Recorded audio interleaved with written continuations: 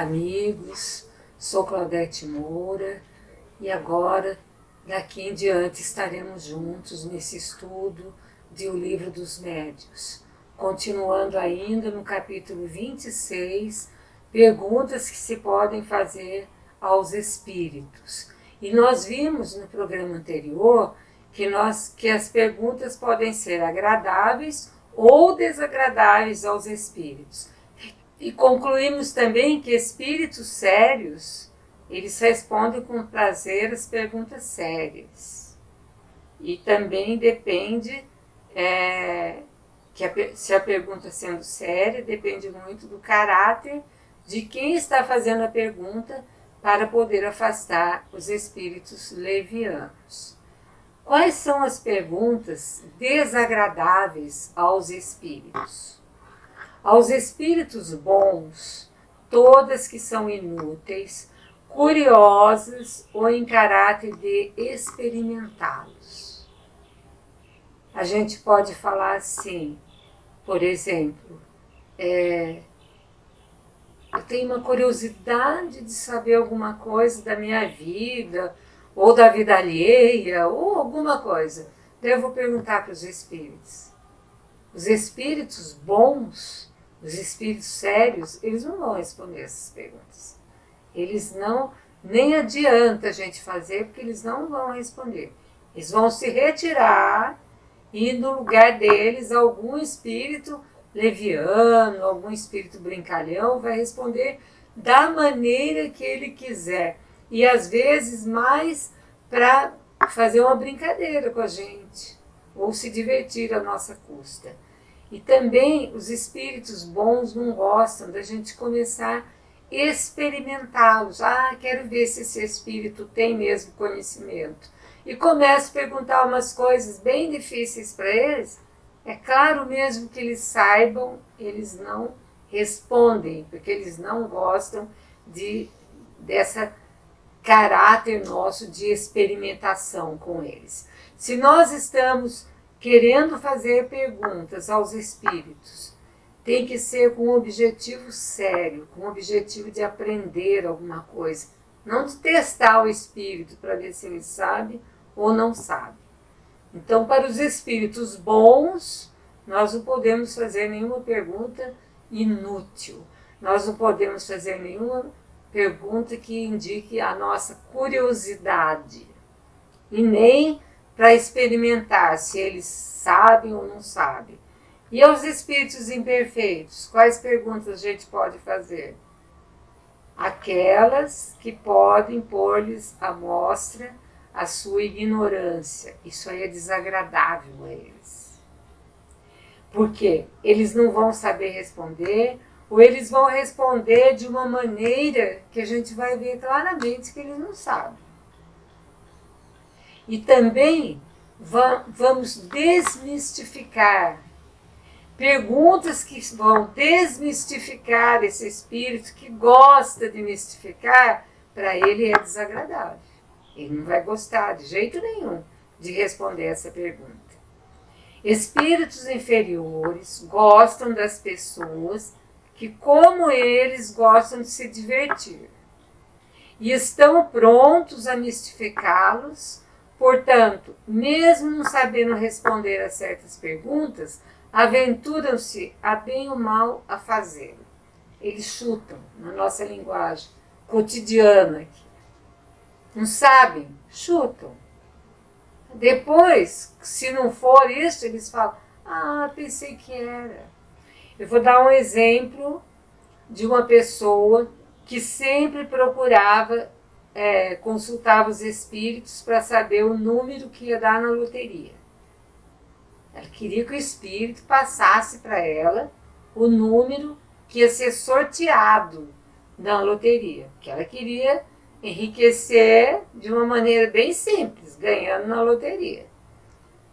E daí, então, o espírito deu um número para ela. E quando chegou no dia do sorteio, ela foi conferir o bilhete e desde a unidade, dezena, centena, começou o número certo. E ela falou, pronto, é hoje que eu ganho. Só que quando chegou no último número, era outro número, não era aquele que foi sorteado. E ela ficou muito brava. Como que o Espírito deu esse número para mim errado? Porque tem pessoas que pensam que os Espíritos sabem tudo, que eles têm o poder total das coisas. E nós sabemos que os Espíritos são as almas das pessoas que viveram na Terra. De acordo com o seu conhecimento, com a sua evolução, eles podem conhecer ou não determinadas coisas. Agora, a predição de futuro, nós vamos ver lá para frente que é uma coisa muito séria, que os espíritos podem brincar conosco a esse respeito. E, às vezes, podemos chegar a consequências até funestas com revelações que eles podem fazer para nós. Então, essa pessoa volta a consultar esse espírito que deu o número e fala assim, como se deu todos os números certos e o último número do sorteio estava errado? Sabe o que o espírito respondeu? Ah, é? Foi isso mesmo?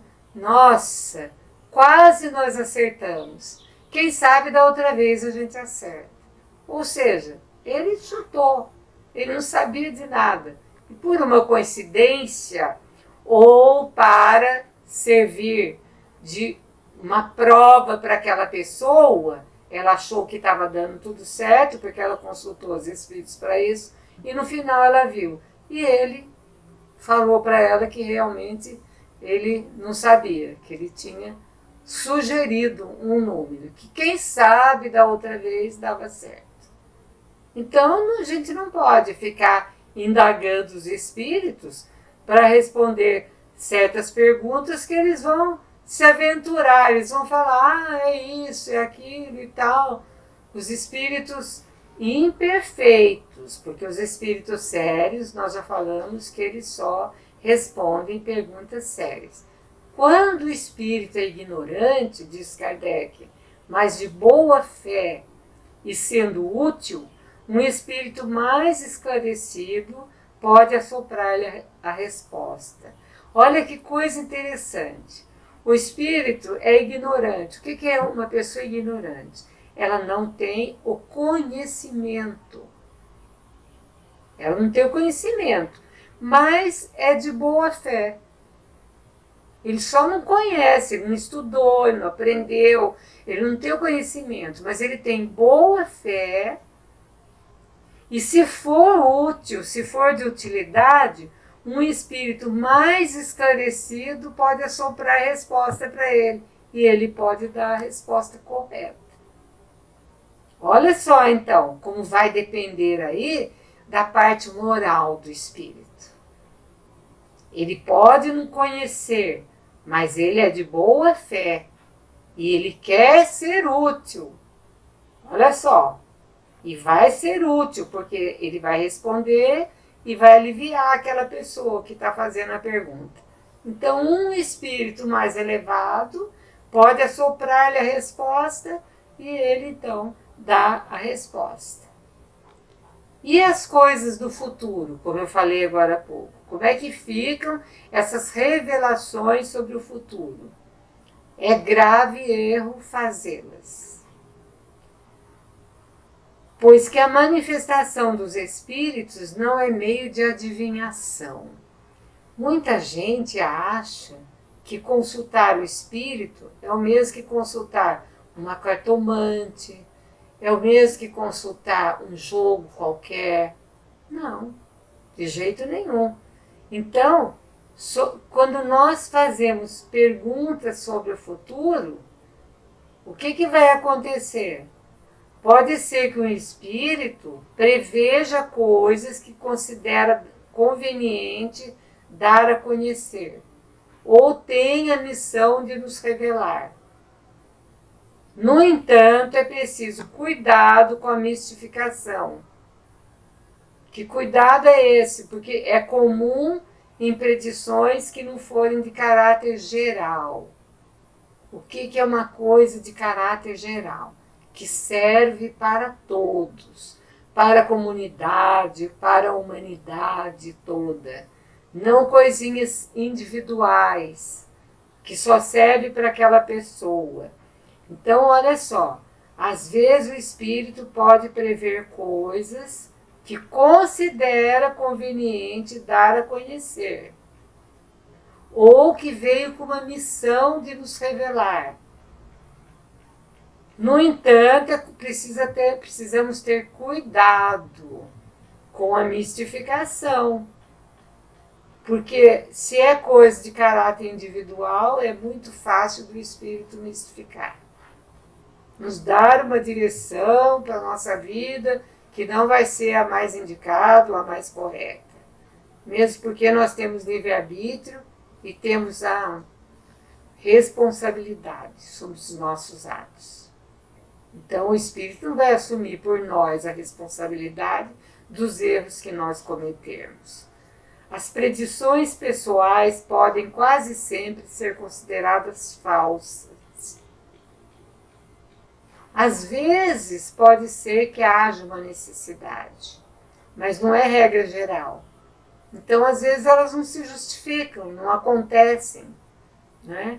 Na maioria das vezes, os espíritos se divertem com a credulidade das pessoas, às vezes a um fim mais sério, experimentar as pessoas, verificando a maneira como recebem as informações e a natureza dos sentimentos bons ou maus que despertam.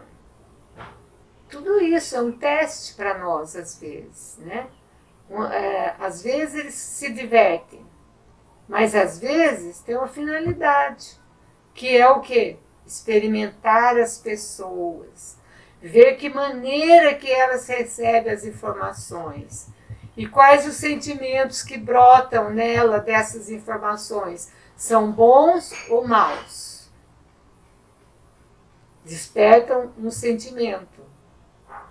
Então, toda predição que dá data, hora, local, deve ser considerada suspeita. Imagina se os espíritos vão dar uma orientação, vão fazer uma revelação com dia, hora marcada para nós. Mesmo porque nós temos o livre-arbítrio que pode mudar tudo isso. Pode ser que até estivesse previsto algo naquele sentido, mas da maneira que nós reagimos, nós podemos mudar isso. Então, às vezes, nós precisamos ter sempre muito cuidado com essas predições que marcam dia, hora, local. Nós precisamos ter cuidado. Olha só, Kardec faz uma observação seguinte. Há homens que veem o futuro, e nesse caso é o espírito que vê, porque se desprende mais facilmente da matéria. Quando convém, Deus lhe permite revelar alguma coisa para o bem. Tudo que é revelado com a permissão de Deus é para o nosso bem. Então, é preciso cuidado com os impostores e charlatães. Aquilo que nós falamos das predições pessoais, que nós precisamos ter muito cuidado com a natureza dos sentimentos que eles produzem em nós, bons ou maus, que despertam. Por exemplo, se algum espírito fala que eu vou receber uma herança, isso pode despertar em mim um bom sentimento, no sentido que eu falo assim, que bom, agora eu vou poder ajudar muita gente. Mas pode também despertar um mal de ganância, de egoísmo, de eu querer sempre mais. Eu vou contar um fato que aconteceu para vocês numa cidade do interior do estado de São Paulo, onde um grupo que se reunia com manifestações de espíritos e reuniam com essas intenções de perguntas pessoais, de futilidades, de coisas que eles queriam para ajudá-los na sua vida material. Então, Um dia aparece nessa reunião um espírito e fala para eles que tinha uma fortuna enterrada em determinado terreno, que eles poderiam comprar esse terreno, que eles iam achar um tesouro. E não é que eles compraram o terreno e mandaram esburacar o terreno inteiro, não acharam tesouro nenhum. Voltando ao espírito, eles falaram, o espírito falou assim, acho que eu me enganei. Deu um outro endereço. E eles iam, cavocavam o terreno inteiro, nada. Até que eles cansaram de fazer isso. Eles se cotizavam para comprar o terreno, porque ganância, eles queriam o tesouro que o espírito falou que estava. Veja quanto que esse espírito se divertiu às custas deles. Então nós precisamos ter muito cuidado com isso, né? E é preciso cuidado com os impostores e os charlatães.